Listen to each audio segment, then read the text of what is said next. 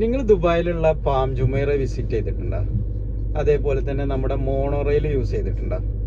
ഈ രണ്ട് കാര്യങ്ങളും നമുക്ക് എങ്ങനെ ചെറിയ ചെലവിൽ നല്ല രീതിയിൽ നമുക്ക് കാണാം, എക്സ്പ്ലോർ ചെയ്യാം എന്നതിനെ കുറിച്ചിട്ടുള്ളൊരു വീഡിയോ ആണ് ഇന്നത്തത്.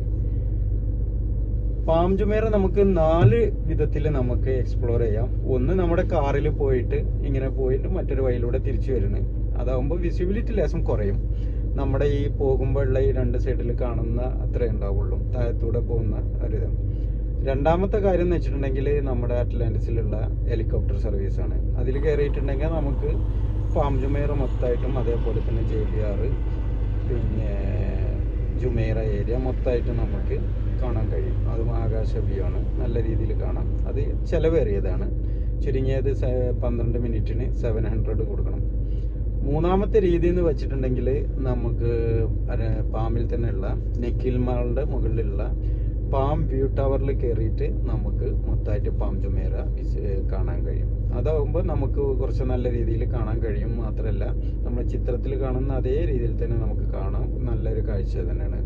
അതും ചിലവേറിയതാണ്. 120 ദിറംസാണ് അതിൻ്റെ എൻട്രി ഫീ.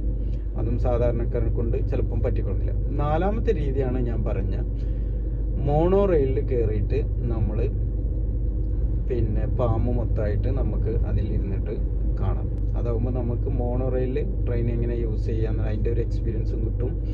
രണ്ടാമത് നമുക്ക് പാം ജുമൈറ മൊത്തമായിട്ട് നമുക്ക് കാണാൻ പറ്റും. അപ്പോൾ അതിനെക്കുറിച്ചിട്ടുള്ളൊരു വീഡിയോ ആണ്. അപ്പോൾ വീഡിയോ ഫുള്ളായിട്ട് കാണാൻ വേണ്ടി ശ്രമിക്കുക. അപ്പോൾ നിങ്ങൾ വാഹനം കൊണ്ടാണ് വരുന്നതെങ്കിൽ നമ്മുടെ ജുമൈറ റൂട്ടിൽ നേരെ വരുമ്പോൾ പാമ്പിലോട്ടുള്ള റൈറ്റ് എടുക്കാതെ അതിൻ്റെ തൊട്ടടുത്തുള്ള റൈറ്റ് എടുക്കാം.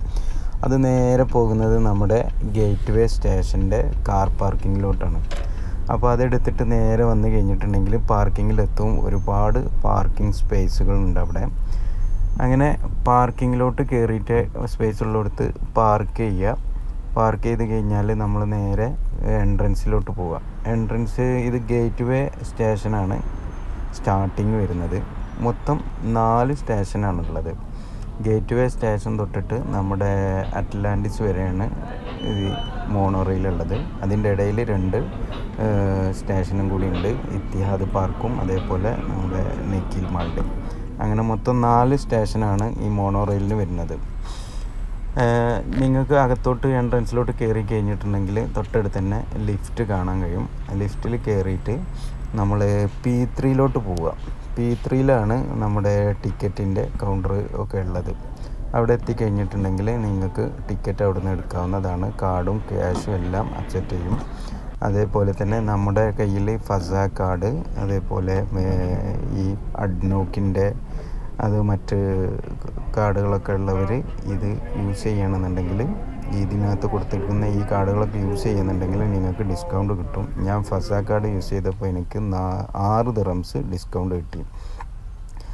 ടിക്കറ്റ് വരുന്നത് നമ്മൾ ഗേറ്റ് വേ തൊട്ട് അറ്റ്ലാന്റിസ് വരെ 1 വേ ടിക്കറ്റ് വരുന്നത് ഒരാൾക്ക് 20 ദിറംസാണ്. അത് 2 വേ ആണെങ്കിൽ 30 ദിറംസാണ്. ഞാൻ 30 ദിറംസിൻ്റെ ടിക്കറ്റ് ഫസ കാർഡ് വെച്ച് എടുത്തപ്പോൾ എനിക്ക് 24 വന്നേ ഉള്ളൂ. അപ്പോൾ നിങ്ങളടുത്ത് അതിനകത്ത് കൊടുത്തിരിക്കുന്ന ഏതെങ്കിലും കാർഡ് ഉണ്ടെങ്കിൽ അത് കൊടുത്ത് അത് യൂസ് ചെയ്യാം. ടിക്കറ്റ് കിട്ടി കഴിഞ്ഞിട്ടുണ്ടെങ്കിൽ പിന്നെ നമ്മുടെ സാധാ മെട്രോ ഒക്കെ യൂസ് ചെയ്യുന്ന പോലെ തന്നെ പോയിട്ട് സ്കാൻ ചെയ്തിട്ട് ഗേറ്റ് ഓപ്പൺ ആവും. അപ്പോൾ സ്കാൻ ചെയ്ത് ഗേറ്റ് ഓപ്പൺ ആയിട്ട് നേരെ നമ്മുടെ എലവേറ്റർ വഴി മുകളിലോട്ട് പോവുക. മുകളിലാണ് പ്ലാറ്റ്ഫോമും കാര്യങ്ങളൊക്കെ ഉള്ളത്. പിന്നെ നമ്മുടെ സാധാ മെട്രോ യൂസ് ചെയ്യുന്ന അതേ സിസ്റ്റം തന്നെയാണ് ബാക്കി കാര്യങ്ങളൊക്കെ. ഞാൻ ചെന്നപ്പോൾ അവിടെ ട്രെയിൻ ഉണ്ടായിരുന്നു. അങ്ങനെ ട്രെയിനിൽ കയറി.